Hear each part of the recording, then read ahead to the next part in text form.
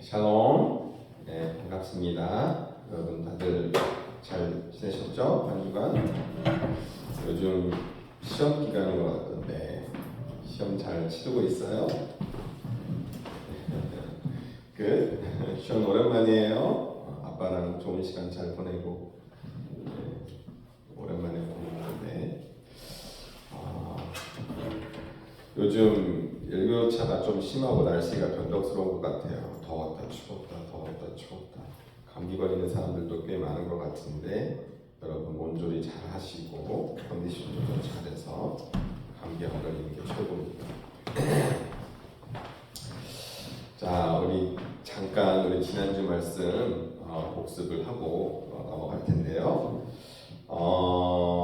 우리 지난주에는 유명한 마태복음 25장에 나와 있는 달란트 비유 말씀 넘겨주세요. 윤영아? Thank you. 마태복음에 나와 있는 달란트 비유 말씀을 통해서 하나님께서 기뻐하시는 삶은 바로 우리가 작은 것에 신실한 삶을 살아갈 때 하나님께서 기뻐하신다. 하나님이 바라시는 것은 많은 열매를 맺는 것보다 우리에게 주신 크고 작은 달란트를, 은사들을, 기프트를 we recognize that and we utilize that and be faithful and loyal and sincere using those talents. Doesn't matter we produce a lot or small, but be sincere with the talents and gifts that God has given us. 그렇게 살아가는 삶을 하나님께서 기뻐하신다. 라고 배웠습니다. 자, 목사님은 말씀을 전할 때 어느 정도 연관점을 늘 두고자 해요. 지난주 메시지와 이번 주 메시지를 조금 가능하면 메시지의 연결점을 좀 둬서 우리가 메시지의 흐름이 좀 있을 수 있도록. 자, 오늘은 Be good stewards of God 라는 제목으로 말씀을 나누겠습니다. 자, 우리가 as we live this word, we have to remember one thing, that we are not the master of our life, but there exists a true master. That is our God. Our God is the true master, the true Lord of our life. Not only just our lives, but every single creation that exists in this world. God is the master. We have to remember that. So He is master. He is the Lord of all the talents that He has given us. He's the master of all the material, all the position, all things that He has given, blessings that He has given us. He's the master. He's the Lord. He's the Lord. Even all the human relationship, our family, our friend circle, our the people, our neighbors that we meet, He's the master of all the human relationship. And even our breath, our single breath, our life, our heartbeat, He's the master of that as well. Okay? There exists a true Lord, true master of all creation in this world. Then what are we? Then how do we need to live this life? We have to live a life of a good steward. Steward maybe is a new word for you. Probably it's not so familiar, so I searched the dictionary meaning, the definition of stewardship on the internet. It gives a much better, clear idea of what stewardship is. Next page, please. What is stewardship? Stewardship. This is a literal definition given through the internet search. Let's read it together. The conducting, supervising, or managing of something, especially the careful and responsible management of something entrusted to one's care. It's easy, English, right? You guys can understand what it means? So, in simple words, living a life of a steward in this world is living a life of a manager. Now it's a lot easier to comprehend in our mind. We have to live a life of a manager. And in fact, that is the first task that God has given to a man once He created all His creation of this world. The task that God has given us is the task of a managerial task. Genesis chapter 2 verse 19. Let's read it together. Now, out of the ground, the Lord God had formed every beast of the field and every bird of the heavens, and brought them to the man to see what he would call them. And whatever the man called every living creature, that was its name. The first task God has given to man was to give a name to all the creatures that I have given around you. Give a name. You know, giving name to something is giving a meaning to that thing, right?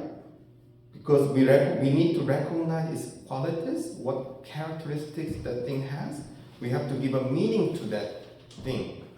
So we are assigning a role to that. You know what I mean? We are managing things. See, when I named all my 3 children, and we pondered upon what kind of name that I would give to my children. And it's gonna take long, so I'm not going to explain the whole process. But each of my children's name has designed name and our expectation in it. I expected my children would grow up to be that way. I have assigned each of my child with specific purpose, meaning, and desire and expectation. That's what God is assigning us to do with all the creation in this world. He wants to manage things with all the names that we live along with. Now there exists vast scope of management in this world, right? You know that management is one part of the college curriculum, degree that you need to seek after management. Right? It's a big scope. But God never asked us to manage the big things. Like he doesn't ask us to become a manager of a big company right from the beginning. He wants us to start small. That's what we learned last week. Let's read Matthew chapter 25, verse 21. Back, yes. Let's read it together. Back, yes. Let's read it together. His master said to him, "Well done, good and faithful servant. You have been faithful over a little. I will set you over much. Enter into the joy of your master." See, I will set you over much. When we are sincere with the small things first, then God is going to assign us a bigger responsibility, bigger managerial task that we can live up to. So we have to start small. So what is it that we need to manage first? The smallest thing that we should start with, be a good manager of ourselves, of myself. That's something that we all are given us a task for. Everybody has to deal with myself, right? Whosoever is living in this world, we have to deal with ourselves. So what does it mean to become a good manager of myself? I've been telling you this over and over again. We have to live a life that corresponds to the good qualities that God wants us to keep. For example, we talked about the 9 different fruits of the Spirit. Do you remember? Do you remember those 9 different? You already forgotten. But let's revise them.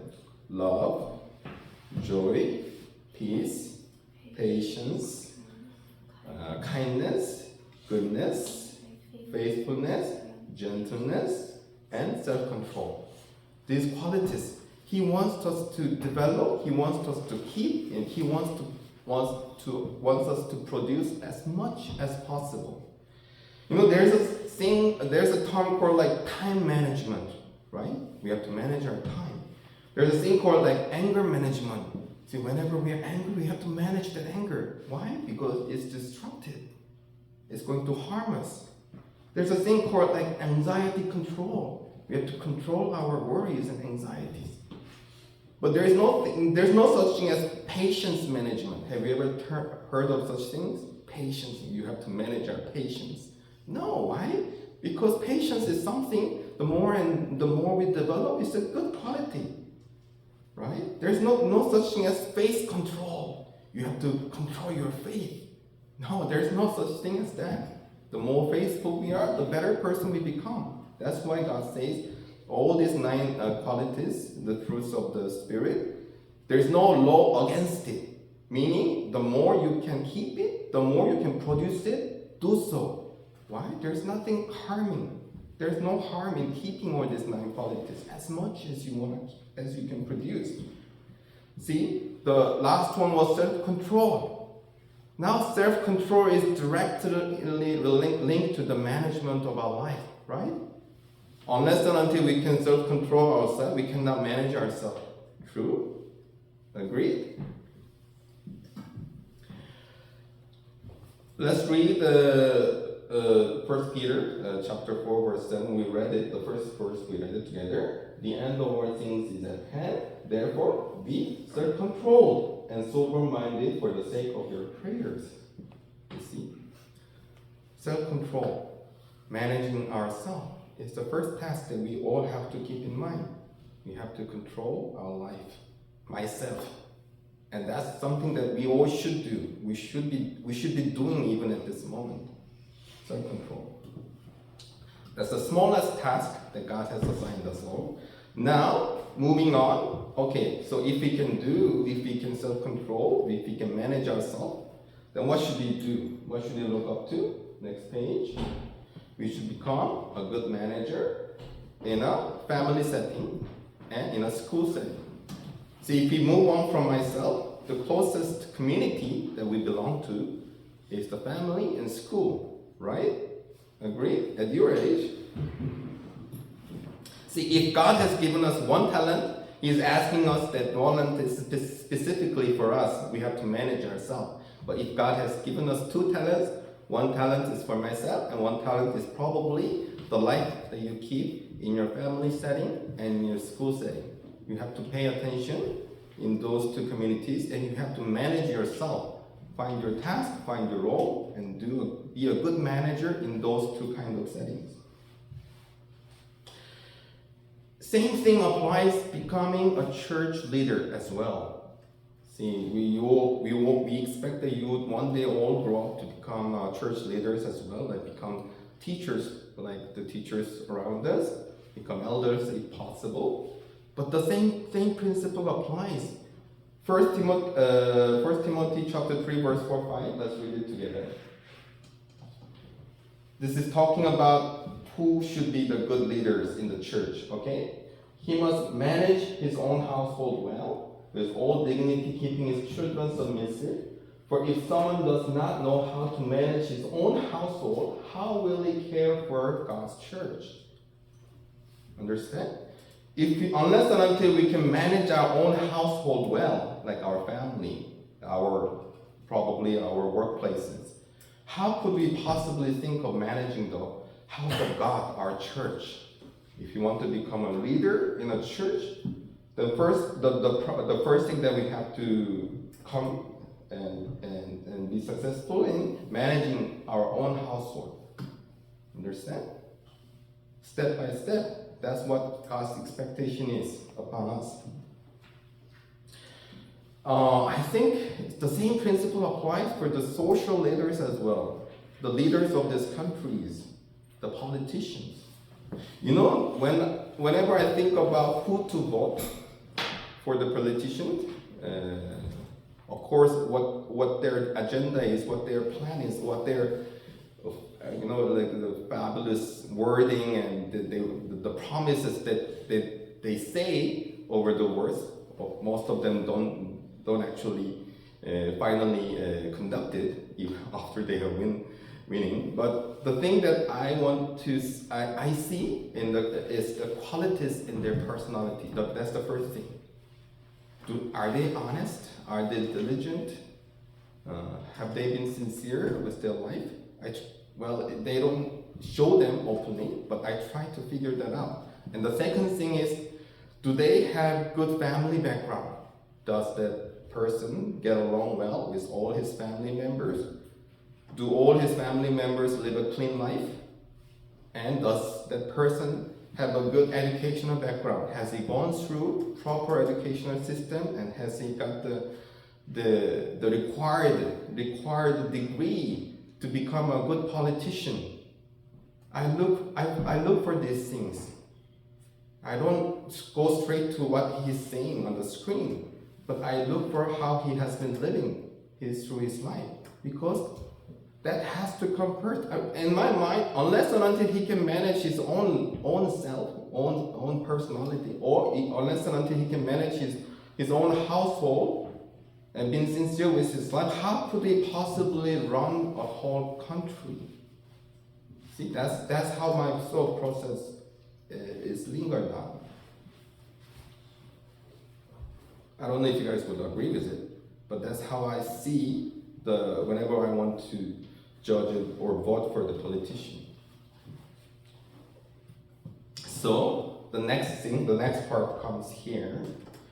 Once we go through our family and school setting, then we have to look for the managerial role in the society that we live in, according to the gift that you think God has given you. God has given us all the gifts, the talents.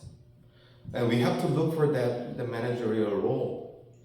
Every single occupation, the work, the job, the field that exists in this world has a name in it. And what we talked about earlier, when it has a name in it, it has certain qualities, features that's assigned to that name. So we live in a world, the next page, all clubbed together like a gill wheel. I showed you this picture last week. Every single person who is working in different field, they are working in their field, but it's all clubbed together so that the world functions and rotates together as a whole. And God is the master planner of all things working. But every single person in this world has a specific role to play, and they are in a managing position, at least in the field that they're working in. For example, the lawmakers, they are the ones who in simple word, who keep the order of things in the society. If there are no law keepers or lawmakers, like policemen or the lawyers or judges, how would this world be like? Everybody's going to commit crime. There will be just criminals all over, and no one is going to judge you for whatever you do. It's going to be total chaos, right?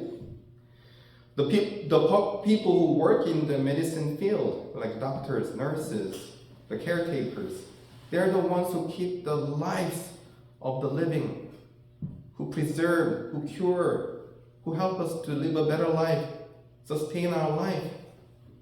If we have to give thanks to them, our lifespan has increased over the years. The people who engage in the educational system, they sustain our knowledge. They pass on to next generation to generations. Unless and until we have good teachers, we won't be succeeding all the good knowledge, all the good skills, and the history that we've been through. We learn from history, our own history. So if we don't have good educators in our lives, we won't be passing on that knowledge to the next generation, right? We have to be thankful. They are playing a very good, very important role in our society. Even the people who work in a restaurant setting, for example, you may think that people who runs a restaurant is a small deal. No, it's not a small deal. They're actually covering the most important desire and needs of our human existence, our hunger. Can any one of us live without eating? No. Unless and until we have good restaurants around us, how can we satisfy our basic needs of hunger? They are taking a very important role of managing that specific field, managing our hunger needs of human existence, basic needs. That is why it's very important that we figure out what our talents, God-given talent is, and search for that managerial role in the society.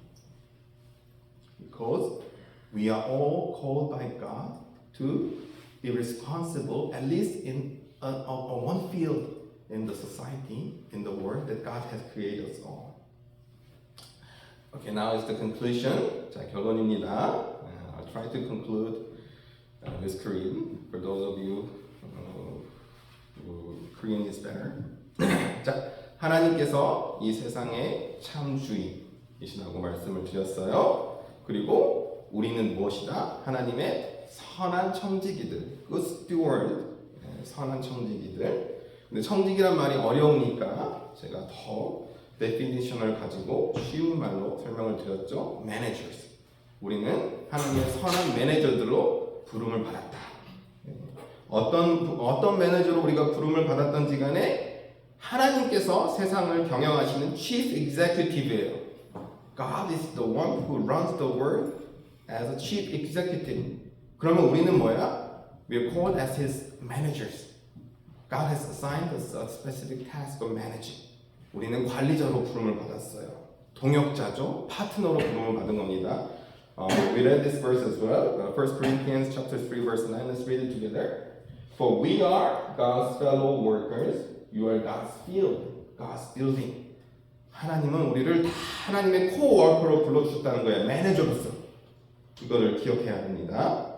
하나님께서 세상을 창조하실 때 뭐라고 하셨어요? God says good. 하나님께서 창조하신 이 세상은 보기 참 아름답다고 말씀하셨어요. 그 아름다운 세상을 하나님의 뜻 가운데, 하나님의 섭리 가운데 잘 유지하고 지키고 보존하는 역할로 우리 모두를 무엇으로 부르셨다? Good steward, 매니저로, 좋은 매니저로 우리를 부르셨다는 사실 여러분 꼭 기억하시기를 바랍니다. 그래서 우리 주인, 참 주인 되시는 하나님께서 기대하시는 대로 우리가 어떤 은사, 어떤 기프트, 어떤 달란트를 받았던지 간에 우리가 살아가는 이 세상에서 우리가 감당할 수 있는 작은 포션 하나는 분명히 있어요. 여러분들이 기도하는 가운데 그걸 찾으시고 발견하시고 개발하시고 그래서 하나님께서 기뻐하시는 여러분의 삶의 분야에서 기뻐하시는 매니저로서 이 땅을 살아가는 축복이 여러분과 함께 하기를 간절히 축원합니다. 함께 기도하겠습니다. Lord